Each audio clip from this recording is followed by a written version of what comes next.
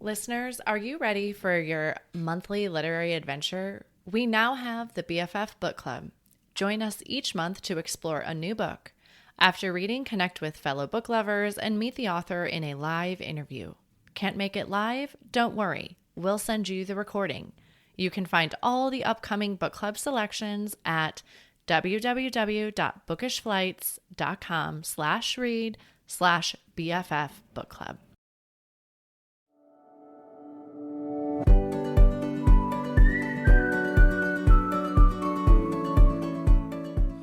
Hi, I'm Cara Infante, and this is Bookish Flights. In each episode, I chat with one bookish guest as we take some time to sample and savor the pairing recommendations from their bookish flight.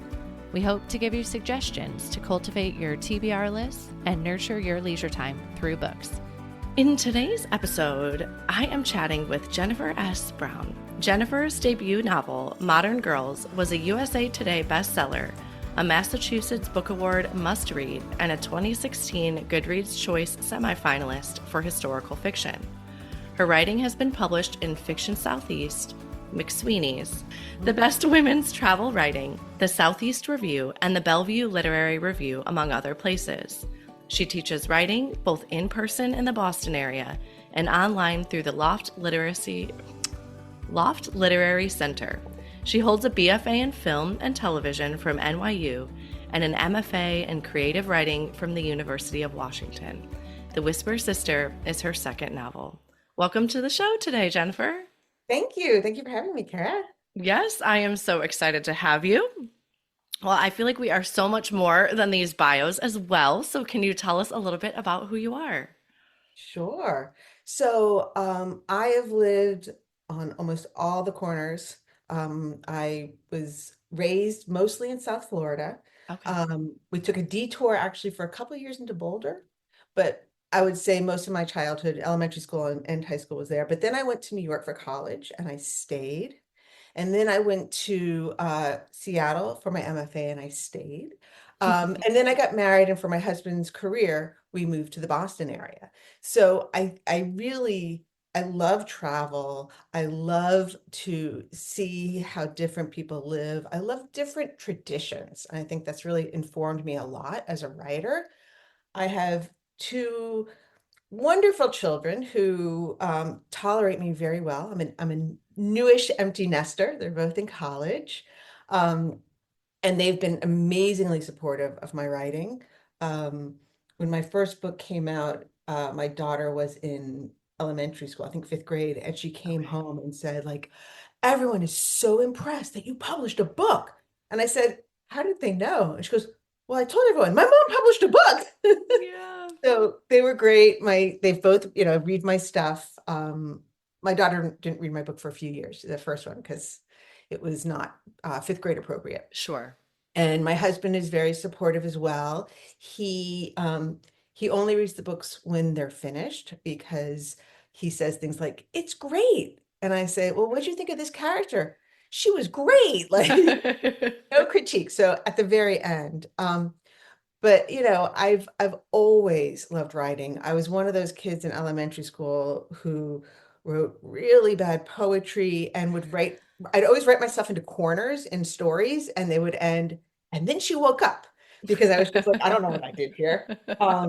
So yes, but I've found that both my experiences, moving around a bit and studying film really have helped me, because the film has given me a more visual, Yeah.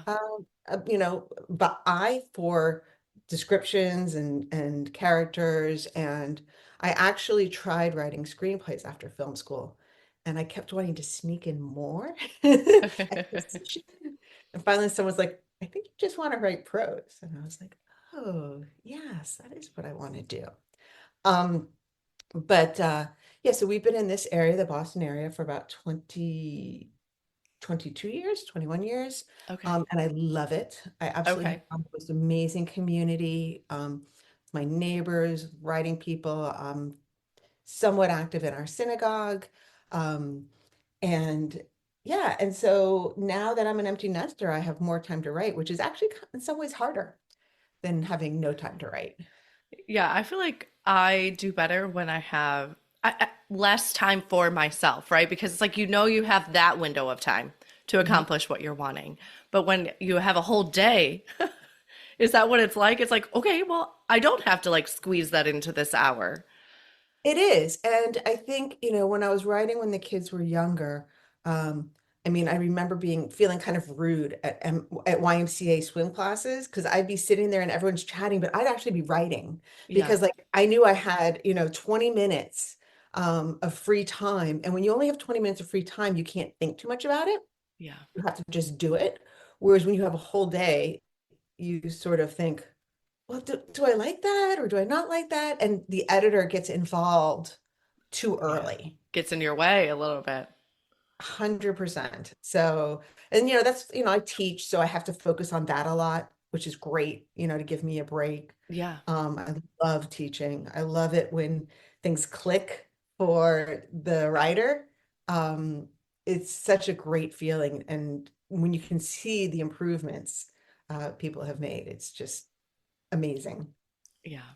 I love going back to your comment about swim class because I always joke that there's no one more optimistic than a parent that brings a book to a practice. Because then inevitably, like you said, you kind of get pulled into the conversation of the community around you. And I'm like, I bring this book to practice every single time, and I probably pick it up. I probably picked it up once this fall season. It's definitely hard. And I think, you know, when the kids were little, I didn't feel a need to be as involved in what was going on in the field because it was just kids picking flowers in the soccer Yeah. field or whatever. But then when they got older and the games became, more intense, I bring my crocheting or brought my crocheting. I love to crochet, and that was just Yeah, perfect.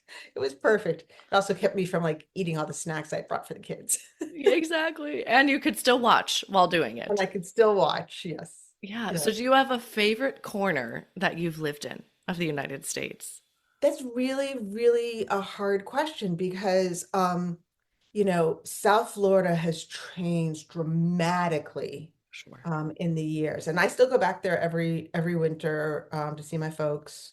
Um, I have such memories and such a grounding there, and New York was just exciting. Like it was, uh, it was hard, right? I was working in publishing, earning very little money, and then spending a lot of my free time freelancing as a copy editor and proofreader to make the rent.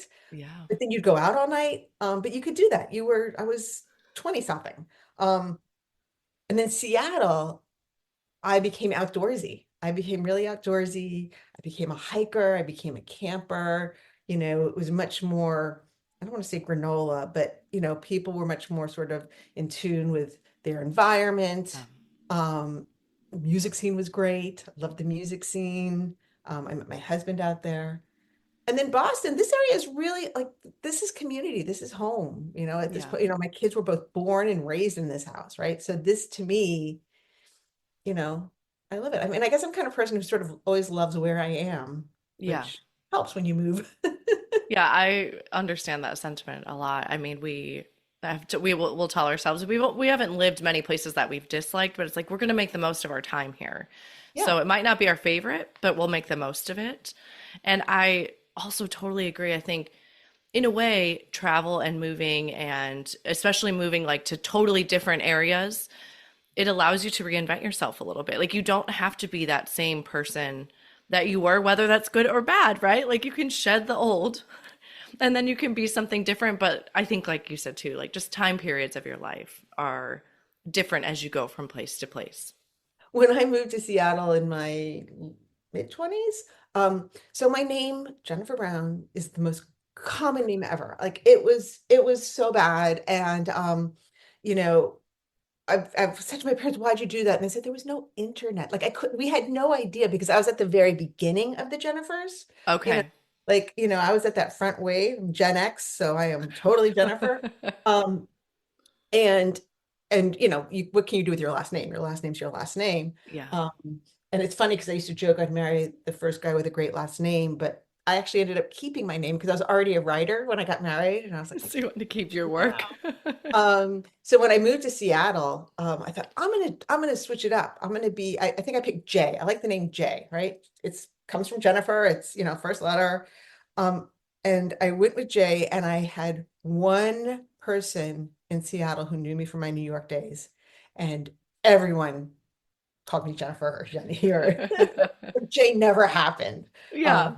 Because I just wanted to distinguish myself in some way. That's why my middle initial is so important because when I go to the bookstore and they're like, "Oh, are you on our frequent shopper plan?" I'm like, "Yes."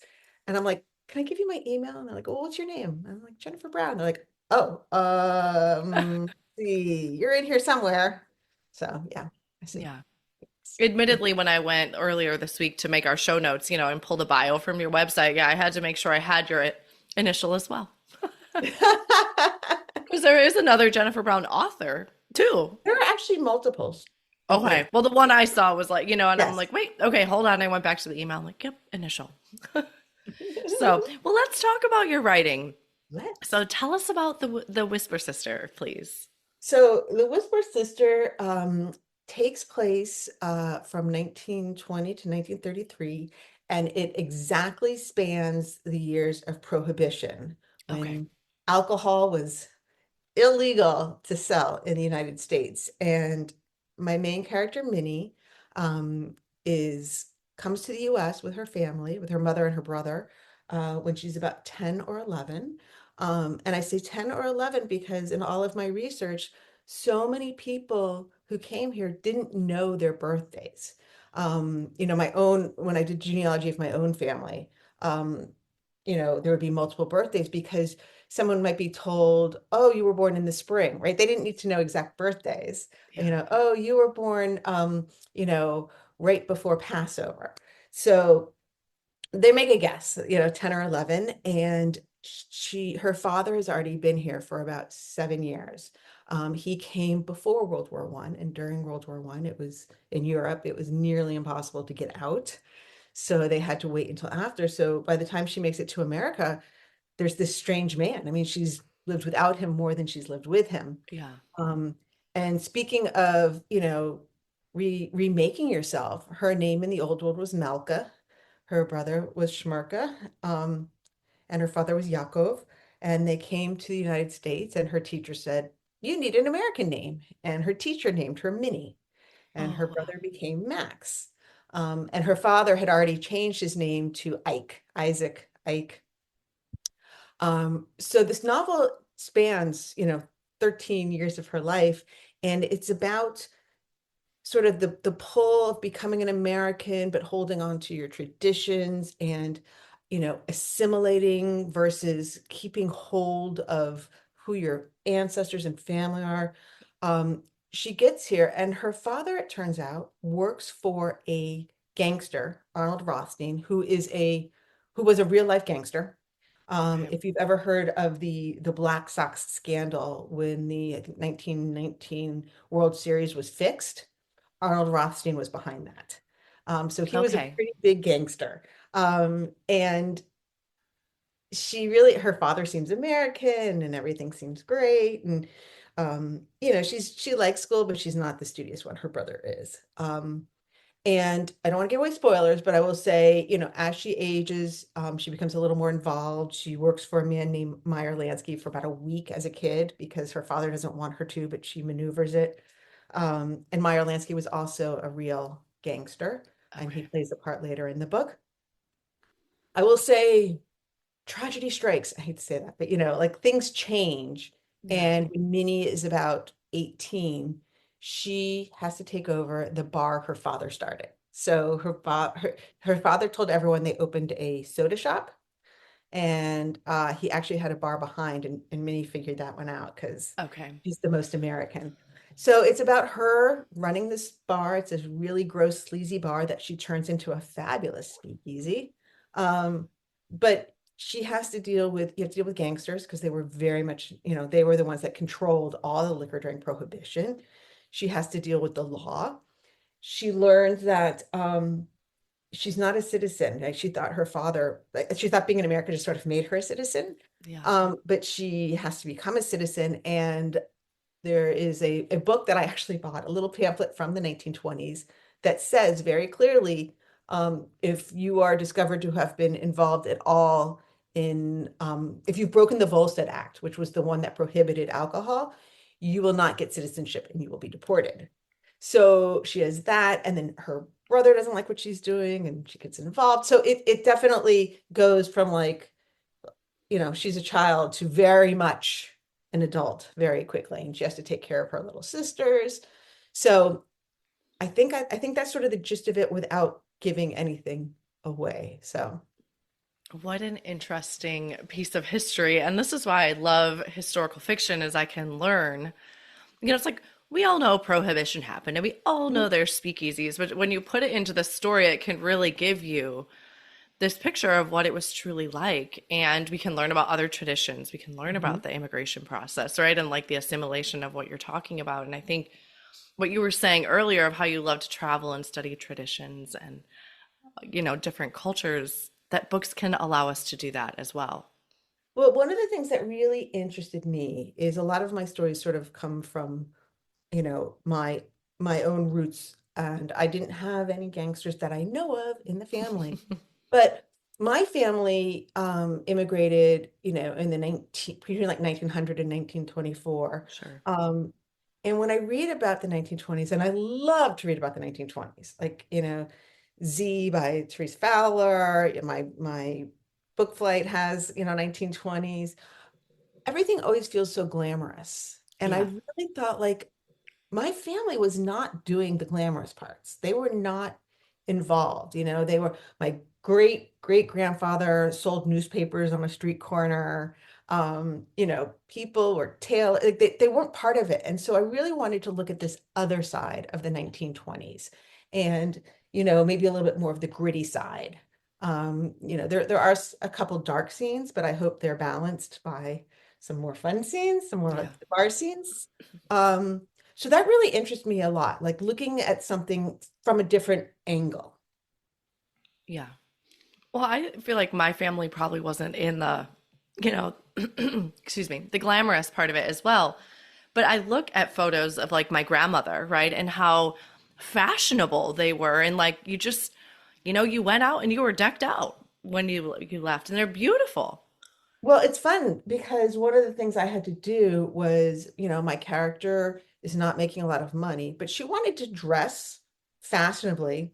So I spent a lot of time paging through the 1920s Sears Roebuck catalogs Yeah, to figure out what she'd be wearing, because she'd be wearing things that weren't from, Macy's, right? Which was more high end. She'd be wearing stuff from sort of the equivalent of a Kmart or a Walmart in her yeah, day. Um, so instead of spending, $7 on a dress, which would have been very expensive, the Sears Roebuck had them for $1.50. sure. So I would look to see what she could wear to look as fashionable as she could in the 1920s. Yeah, and I remember my grandmother saying that too, of like, the painting on of the nylons, right? Or the little line that they would draw just to make it appear they had nylons on. That was mostly during World War II, when you Yeah. couldn't get nylons because of rationing. I love that. I love that story. I don't know if anyone in my family did it, but I hope they did. Yeah, she worked as a telephone operator, so she was still going into, she got the job when the men left, she got the job, and so she, it's so interesting. That's funny because my character Minnie tries to get a job as a telephone operator, but she speaks with an accent, and they don't want Yeah, her. And she heard somebody else with a British accent, and they said, "Well, you have the wrong kind of accent." yeah. Um, so yes, that was definitely, telephone operator was a popular job for women. I've thought, because I love historical fiction, it is my go-to genre. And I think a lot of times I'm always so impressed by the amount of research that you do as an author for these books, and you are making it actually sound like it's fun. So the research is really difficult for me because I never want to stop. I Yeah. love the research, and I would stumble upon things that would be like, "Oh, I can do that. That will work." The New Yorker magazine was founded in 1925, and I don't I don't really completely understand this, but they had a semi-regular column called Speakeasy Nights where they reviewed speakeasies. They didn't give the location, they were vague Okay. about it, but like they gave all these details about it. And I don't know how that was okay given prohibition. But it was great because I thought, oh, once Minnie's place becomes really fabulous, she can be reviewed in Speakeasy Nights. Yeah. Um, and then, I would go into the newspaper to see what was happening. One of the things I always tell my students is don't ignore the big world. Um, for instance, I'm writing something right now, and it was taking place in the 1910s. And I realized I completely forgot about World War One. Like, even if my character is not involved in World War One, it's going to affect her life. Yes. So I had to go back. But I fell down all these rabbit holes. I'm like, this is hilarious what they believed about this, or oh my gosh, this is tragic. Like, how do they treat people like this? Or, oh, look at these ads. Like, wow, what was that? And it just takes me off. Yeah. I read I read women's magazines online, like Ladies Home Journal goes back into like the 1800s, late Wow. 1800s. So I can read those for like what were people eating? What were they doing? So I get very carried away, and there's always so much more history stuff I want to put in, but I know it's just like showing off. Yeah. Look what I learned. Yeah, but But I but you find it fascinating and fun, right? So it's more love just it. like, I want to share this with you. Well, what I do is in my very first drafts, I put in everything. And then in my second draft, I take out about 98% of it. The stuff that's like they don't really need to know this. This does not move the story along, but Yeah. it makes me happy. Absolutely. I have a friend, she hosts, her name's Jackie. She hosts a podcast. It's called Jackie Just Chatters. And every once in a while, Jackie, if I'm misquoting you, but she'll host an episode where it's like old news stories and they're hilarious. I have the best time listening to them because then she'll give a little recap and it's such a fun little way to dig into history. It is, and it is. And my close friends are kind of sick of me because I'll be like, look at Yeah. this. This is great. Or I'll send something to my father. I'm like, why didn't you buy property in 1920 in New York? It was like $200. Yeah. We could have been millionaires. Yeah. Who knew? Well, what have you learned about yourself through writing? I would say that the two big takeaways, um, one uh, is not to be so firm. When I write, I don't make big outlines, but I make general, like I know where it's going to start and I know where it's going to end. Okay. Um, and too many times I've started writing and realized that ending doesn't match up, and I've been trying to fit the book into the ending I already Sure. created, and I need to just let go. And I need to just let things unfold. And it's okay if the ending isn't what I had originally thought it was going to be. And I think that's really, helped me a lot in life because it's like, I think especially as a mother, sometimes you want to say like, this is the road you're supposed to be taking, Yeah. this is where you're supposed to end up. And you kind of have to say, you know what? No, you have to do your own road.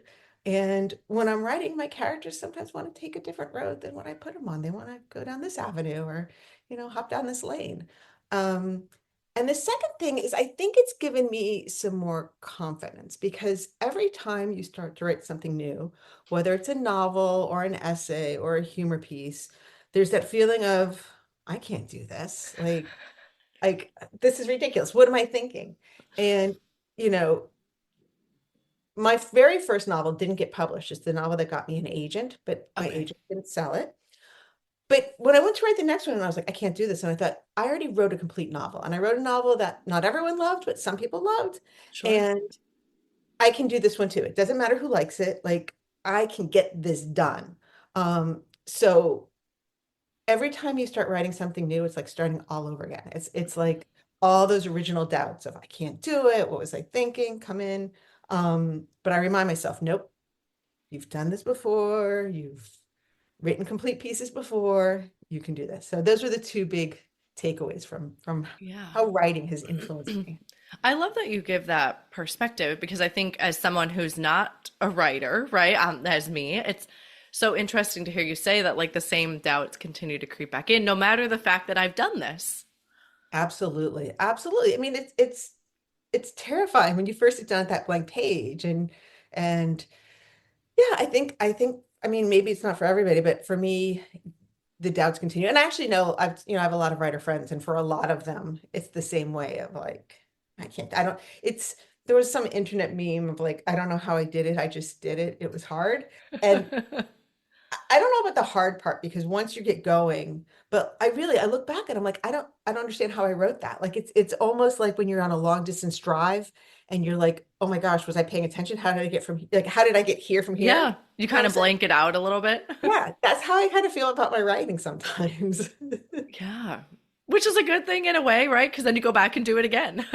Yes, yes, So, absolutely. on the So other side of it, right, of like, because I know obviously this takes a long time to do, right? It doesn't happen overnight. mhm. So it's a lengthy process, right? And if you kind of blank out the middle, it's like, okay, yeah, I can do that again. Yes, Yeah. yes. Well, what themes, I should have asked you this back before this one, but what themes do you hope that readers would ponder when reading The Whisper Sister? Well, I think that in my novel, but I think actually in most historical novel, it's interesting for me to see how the same issues existed Yeah. back then that exist today, and to sort of see how they would have been resolved either for the better or for the worse. My first novel, Modern Girls, is about unwanted pregnancies, Okay. which of course is still very relevant today and how it was handled and how it was treated. And on this one, you have immigration. Um, there's a question of identity. I know a lot of people who think they're not um, good enough in what they're doing, and it's not just like your profession, but like you know I'm Catholic, but I haven't been to services in forever. I'm not really, or me, like, well, I can't read Hebrew. I'm not really a great Jew, or am I really Jewish if I can't do this? And of course you're Jewish Yeah. if you're Jewish and Catholic if you're Catholic or whatever you are, but it's something that many struggles with. And I just sort of wanted to show like how universal that is. Yeah. Um, and yeah, it's a little frightening for me, like to think about how some of those things are coming around again, like the immigration issues, right? As a person whose family came over in the early 1900s, I worry for immigrants today. I want everyone to have the same opportunities. Um, you know, Most of my family stopped coming in 1924 because of regulations set down by the government on quotas. Um, there's also a touch of dealing with a little bit, not too much of anti-Semitism, which unfortunately is rearing its head again. Um, so I think I can't think of a historical novel I've read really that doesn't have issues from the past that touch today. Yeah. So that's something I really want people to think about. I think that's the importance of reading, though, right? Is when we read these, it allows us to develop empathy, and especially if it's an area that maybe we haven't been touched in our life Mhm. with that, right? We can't walk in everybody's shoes. And so I think reading allows, like, it bridges that gap to give us empathy for others in a life that is totally different than ours. Absolutely. And I mean, I love reading historical fiction of people whose lives don't look like mine. Yeah. Um, Homegoing, excuse me, by Ya Yeah. Gyasi See, yeah. is amazing about some, two Ghanaian sisters whose lives Yeah. completely diverged starting way back when. There are so many amazing, amazing stories. And I feel like it gives me a better understanding into those cultures, Yeah. and it makes it makes the issues of today more relatable because I can think of like, I see where people have come from. I can see, what traditions they hold on to so strongly. So Yeah. I love that. Yeah. I had a really interesting episode. Don't quote me on the number, I'll email it to you, but it was with Huda Al-Marashi. And she is a Muslim woman, and she was raised here in Southern California, but went to a Catholic school. And obviously, her family immigrated to the States. And she talks a lot about assimilation and how it takes others maybe, you know, on the spectrum of time, right? Some do it really well and some take a lot longer. And I shouldn't say well, that's not the right word, faster. And Mhm. others do it slower because if you're still tied to like your home country or you're still going home to visit family or you're speaking that language in the home and just, she just gave this great talk about assimilating into the US and just a lot surrounding that. And again, like some I haven't done that, right? My ancestors did, but I haven't done that. So it was so interesting to listen to her speak about that. And and some people assimilate more than others. Some people Yeah. want to keep their traditions and they move to areas where there are more people of their culture. Um, all four of my grandparents were born in the United States, and Okay. all four of them spoke Yiddish as their first language. Wow. They learned English, in school with friends, because that's what their parents spoke.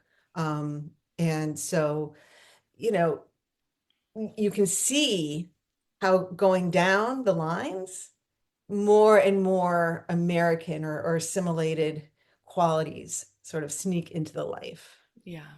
And I feel like I want traditions from my family, right? Like I want to know what my grandma's Italian family did. Mhm. And because it's trickled down, I don't have that. But like my husband is Cuban, so his parents and grandparents they immigrated in the 50s and 60s, right? So they have a lot more of their traditions, I think, alive because it hasn't had as much time to kind of Mhm. trickle off. Well, I think part of it too is how eager the family is to keep the traditions or not, because some people have moved here and have said, like, I'm done with the old world. I'm an American. This is what I'm doing, right? Like, and they don't speak to their children in their native languages. They don't carry on those traditions. I think a lot of Jewish people maybe had Christmas trees when they first came because Christmas was an American holiday. It wasn't, Yeah, they didn't associate it with religion. And then there are sure. other families who are like, absolutely not. These are our traditions. This is what we're doing. Um, so I think that, our ancestors played a big role in what we observe and keep and understand today. Yeah, absolutely. And I think you can speak to this probably too, right? It's like now that I have kids, I'm like, well, what traditions do I want us to have, right? I do spend some time thinking about that because my kids are young. So I'm like, okay, what traditions do we want to create as a family? Absolutely. Absolutely. And, my kids know that it's funny. We observe all the Jewish holidays, but Thanksgiving is my absolute favorite holiday of the year. And, even though my kids are in California, I expect them home for, I mean, my son is on an overnight that he leaves on Wednesday night and he gets in on Thursday morning, but he didn't even question it because he knows. And I Yeah, think one of the reasons I loved it was because I've always lived in mixed communities, and Thanksgiving we could all share. Like yeah, people could come over. It wasn't, I mean, I love sharing Jewish holidays with non-Jewish people, and I loved celebrating Christmas and Easter with my non-Jewish friends, but there's something nice about a shared tradition. And I've told the kids, if they ever get married, they can tell their in-laws that they can have every single other holiday, whether it's Christmas or except Passover or Thanksgiving. whatever, but Thanksgiving is mine. Yeah. That's a beautiful way of looking at it, right? Is like we can come together and share this one, Mhm. regardless of our backgrounds. Yes. Yeah. Well, is there a book that you read when you were maybe younger that made you want to be a writer? I know you said you've always been a writer, but was there a book that just was like, I want to do this? There have been so many books that influenced me, but I would say for a writer, Harriet the Spy by Okay. Louise Q. For those who haven't read it, Harriet takes notes on everything, right? She just like observes the world. And I love that. And she was a little judgmental about it. Okay. And she gets in trouble when her notebook is caught. But it's something that I actually carried with me, and I really sort of took up later in life, having an observation log where I don't give I just write down something I see or feel in detail, just a couple of lines. And it's funny because I can go back to that and remember it so Wow. clearly. I can picture it more than I can like the event surrounding it, like that feeling, that Yeah. moment. So Harriet the Spy definitely did I that. But I, love I that. read I read all of them. I read, Nancy Drew, Anne of Green Gables, all of Judy Blume, always Okay. all of Judy Blume. I mean, I was a pretty voracious reader. Absolutely. Well, this is the perfect segue. Let's switch gears a little bit to who you are as a reader and how. I was thinking, I'm like, okay, you're a writer, you teach writing. How in your busyness do you find time to read? Or do you find like sometimes your brain's just done with words by the end of the day? So I actually, this sort of horrifies people, but I usually have three books going at once. I have a book. Okay, good. Like what? I have the book I'm reading, which is always something I really am like fascinated by, or like it's a book I really want to read because, you know, I tend to buy books to support writers and it can get very expensive. Yes. Um, then there's the Kindle book I have because I have insomnia and I don't want to wake up my husband. Yeah. So I usually have something a little lighter. And then I have the most amazing dog. I know other people disagree, but my dog's the most amazing. And we walk for a lot. And so I always have an audiobook going. Yeah. Um, so, I always read before bed. Um, I tend to be a little bit of a doom scroller. So when I catch myself doom scrolling, I'm like, I'm not working, put it aside, pick up your book. Yeah. So that's another way I've really been able to, I've actually been incorporating more writing. Um, more reading, Yeah. by pushing away the phone. I actually leave my phone downstairs at night. Like it's like I go upstairs and then I have no access. I'm like, okay, nope, this is just for reading upstairs, no phone up here. I used to do that.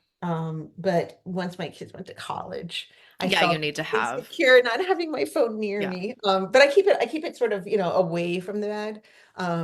But yeah, and I read on an actual Kindle. I don't read on my phone, so the phone is really just for communicating with children. Yeah, I feel like the screen on the phone is too small. Like Yes, I have the app there, but yeah, my Kindle actually just got stolen out of my car. that My would, fault because I leave it unlocked and I left it in the center console. Like I'd been at the park with the kids, and when we got home, to make dinner and everything, I had forgotten it.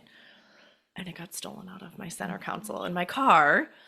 And I like tore apart the house just to make sure and I asked all my kids, I'm like, do you remember me bringing in the Kindle? I know I left the park with it for sure because it didn't fit in my fanny pack. So I know it went home with me. Couldn't find it. So I just had to order another one. And like, someone's like, can you just read on your iPad? I'm like, no, because I need no. the Kindle that has nothing else.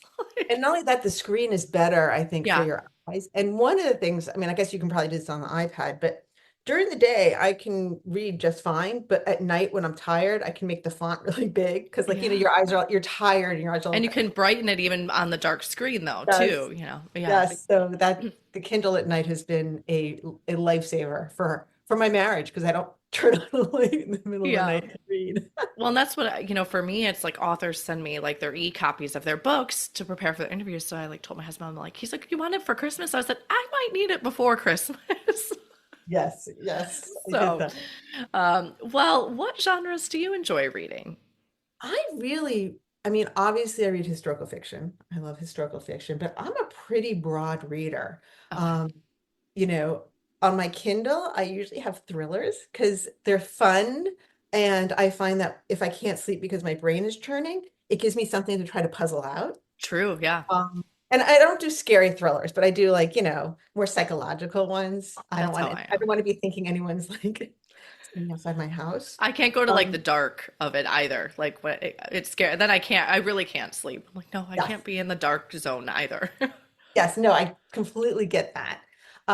When I'm reading, it's often historical reading. That sounds so bad. It's all reading, but reading a paper book, Yeah. um, it's usually historical fiction, although sometimes it's contemporary. And when I'm walking, that's when I do sort of. I just finished about a day ago, "Remarkably Bright Creatures" I by loved that Ellie book. Van Pelt, and it was so great, and it was Loved just it. perfect for my walks because it was uplifting and the narrator was fantastic. She just nailed the accents Yeah. um Have beautifully. you read Iona Iverson's Guide to Commuting? No. Okay, you might want to put that one in your list. I feel like it doesn't have creatures in it, but I love older protagonists in books. Yes. And Iona is like she's not quite like, I can't think of the character in Remarkably Bright Creatures right now, her name. Oh, The older Nora. woman. Nora. Nora. Yeah. But she it made No, me no, sorry, it feel was Tova. It was Tova. It Tova, was you're Tova. right. Sorry, Tova Um, Sullivan.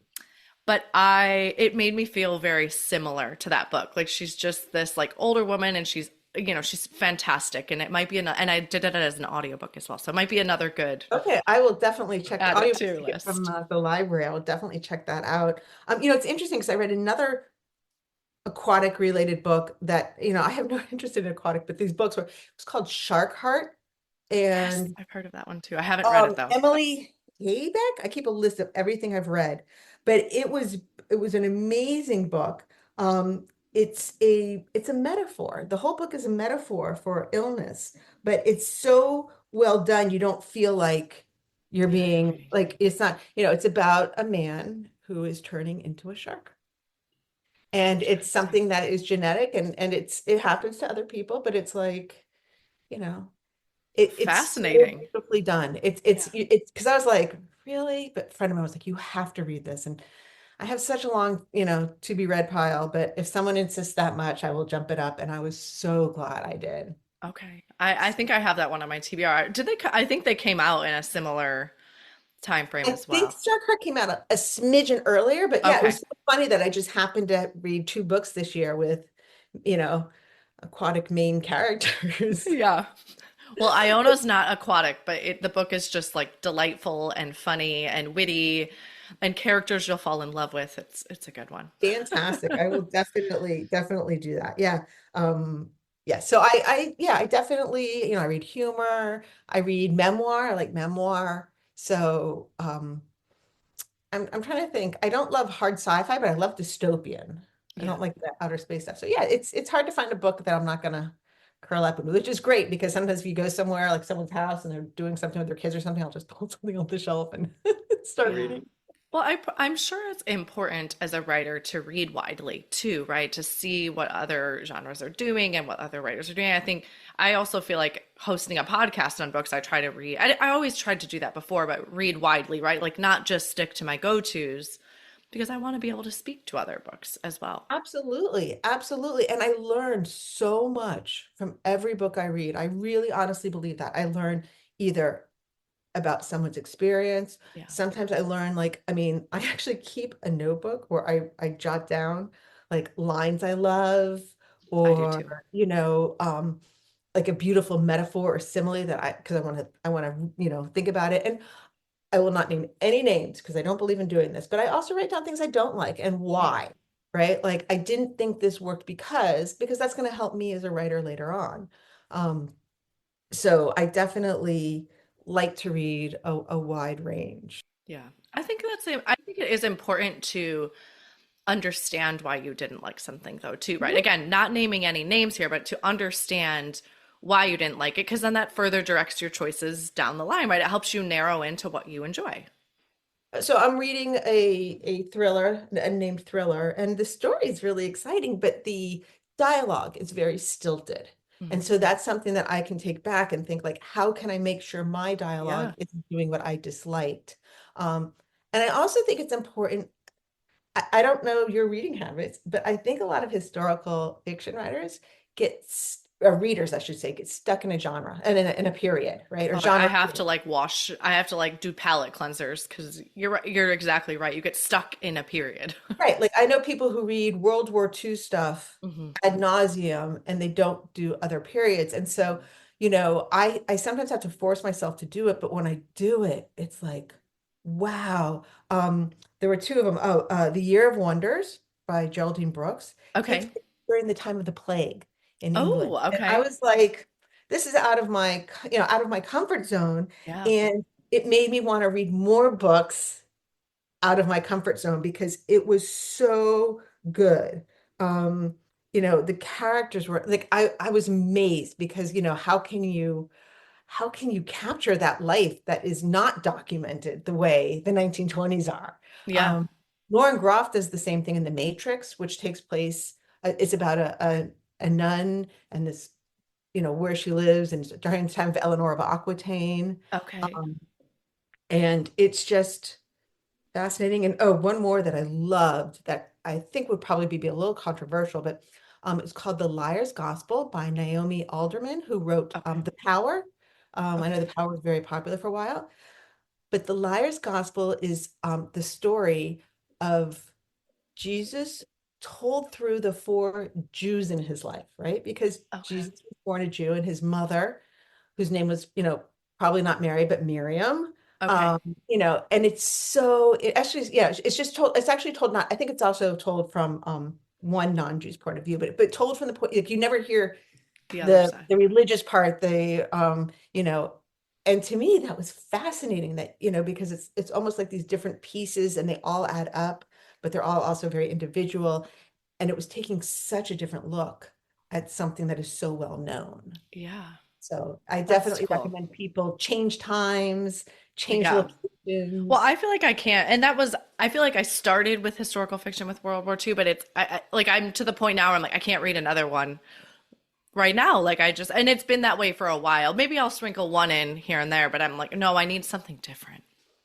I So, definitely feel it's I feel a little, oversaturated on that. And part of that is as a Jewish teenager, you read everything. Like you're fascinated by the period and you want to know everything that's going on. It gets to the yeah, point where you've read so much.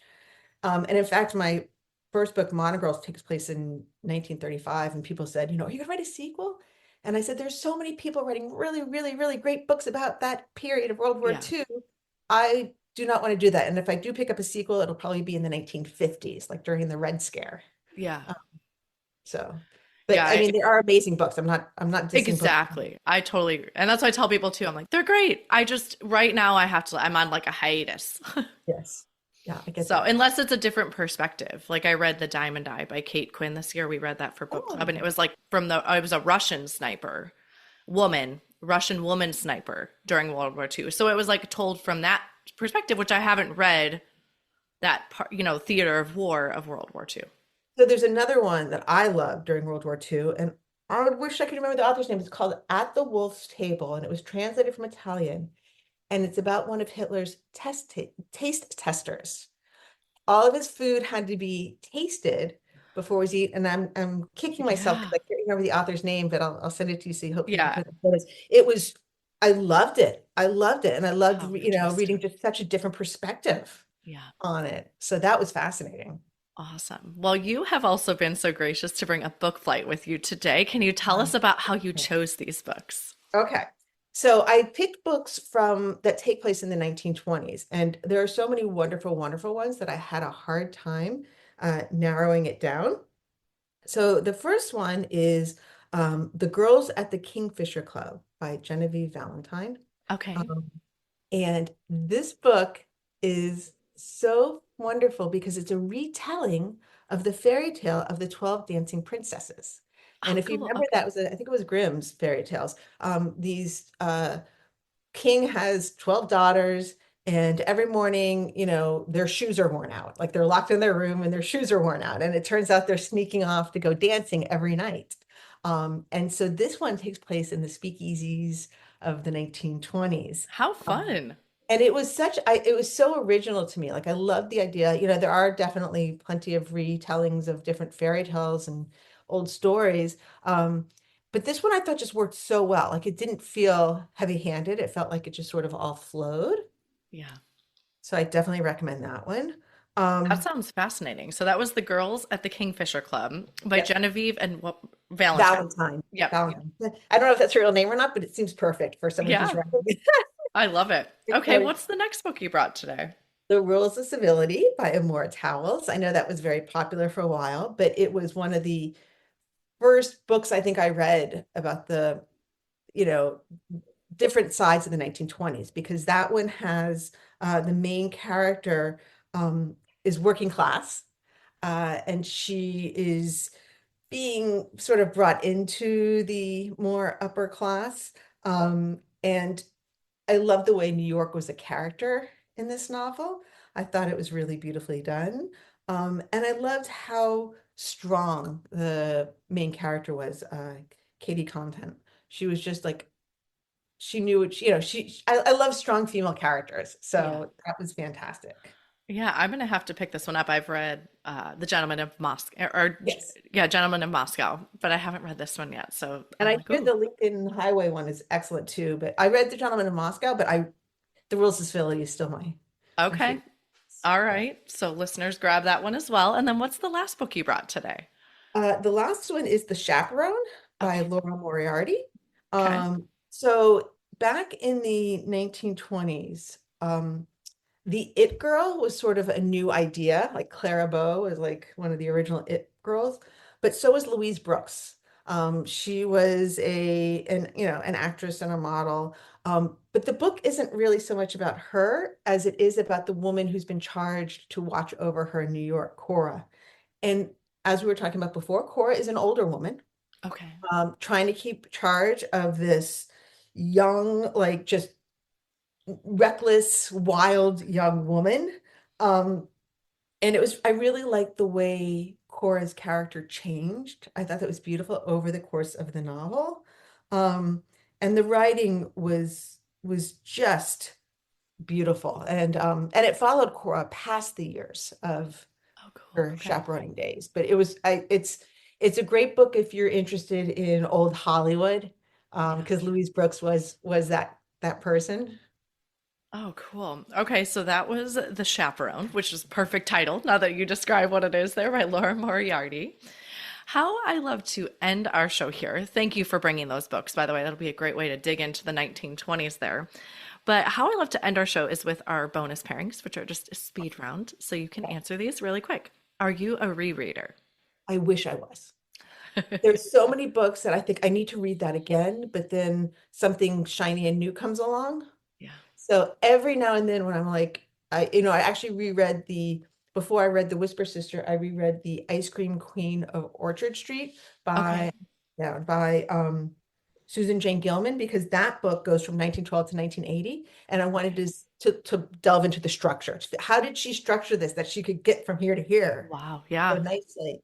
Um, but I haven't. I just there's always something new on my pile to read that so Understand. There's so many books out there. yeah. What is one book you've read that has changed your life? So as I said before, I feel like I'm affected by every book I read. So it's very hard to specify one book. Um, when I was younger, my mother never censored what I read, and we would go to garage sales, and she'd give me 50 cents because there was always a box of romance books um, that you could buy for like a dime each. Yeah. And I would just load up, and you know, it just showed me like it was sort of like a stepping stone, right? Like I devoured the books, and then I started thinking, well, what if we got, a little more in here? Like what if we had a little more detail and it wasn't just this. So it's definitely hard for me to say.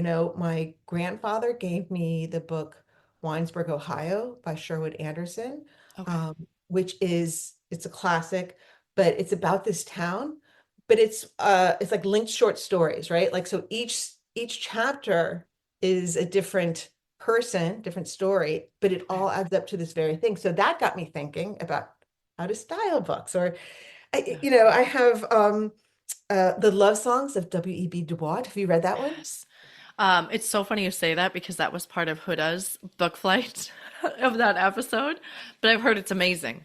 It is Honoré Fanon Jeffers. I hope I'm pronouncing that right. But this book also goes from one end of the timeline to the other, and it mixes the present day, and it's so seamless and beautiful that I was thinking, like, so for me, a book that changes me is one that I'm thinking about, Yeah. right? Long after I It close that book, lingers.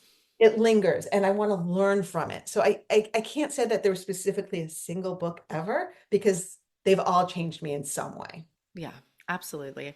I understand that. So, next, where is your favorite place to read? So in our living room, we have a very cozy couch and we have a fireplace, and I have my Nice. dog, and I either have a cup of tea, herbal tea in the daytime, or maybe a glass of bourbon at night. Um, Nice. and it's so cozy, and I love it when the dog's on me and the fire's roaring Yeah, in the winter, obviously. that sounds lovely. And then lastly, what are you reading next? So I have just finished Marjan Kamali's The Lions of Tehran, Yeah. which I loved. And I really, really want to read James by Percival Everett next, but Yeah. I feel like I should read Huckleberry Finn first, since it's based off that. Okay. So I was actually just this morning scanning my kids' shelves because I know that one of them read Has it Huckleberry. on there? Yeah. So those are what I want to read next. And of course, I still have all those books on my Kindle and audiobooks lined up. So Yeah, absolutely. Well, thank you so much for coming on the show with me today. I know your time is precious and I appreciate all you've given me. this was so much fun. Thank you so much, Kara. You are so welcome. Thank you so much for listening to this episode today with Jennifer S. Brown, including her book flight of historical fiction novels set in the 1920s. We'd love to hear what other books you'd pair with this book flight at bookishflights.com. That is also where you can find more information about today's book flight or other books that we talked about. If you enjoyed the show, please head over to Apple Podcasts and leave a review. Your review not only helps the show, but it also helps the podcast to reach others. Make sure you are subscribed on Apple Podcasts or Spotify to make sure you will not miss an episode. That's it for today. Thank you so much for listening. As Emma Thompson said, I think books are like people in the sense that they'll turn up in your life when you most need them. Cheers to you, dear readers. Until next time.